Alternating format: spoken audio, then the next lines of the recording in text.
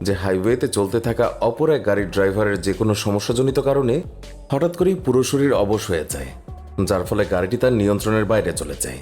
তাই গাড়িটি নিয়ন্ত্রণ হারিয়ে একবার রাস্তা থেকে নিচে গিয়ে আবার রাস্তার উপরে উঠে আসছিল, নয়তো রাস্তার পাশে থাকা খাম্বার সঙ্গে জোরে জোরে ধাক্কা খাচ্ছিল।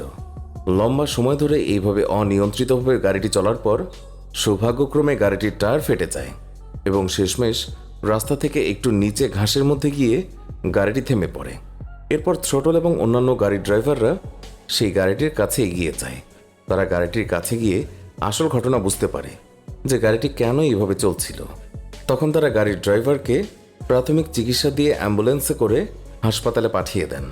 তবে বলতেই হবে, গাড়ির ড্রাইভারের ভাগ্য ভালো ছিল, যার ফলে এতটা অনিয়ন্ত্রিত হওয়া সত্ত্বেও অন্য কোনো গাড়ি বা বড় কিছুর সঙ্গে তার গাড়িটি একটুও ধাক্কা লাগেনি, যার জন্য বড় ধরনের যে কোনো দুর্ঘটনা ঘটতে পারে।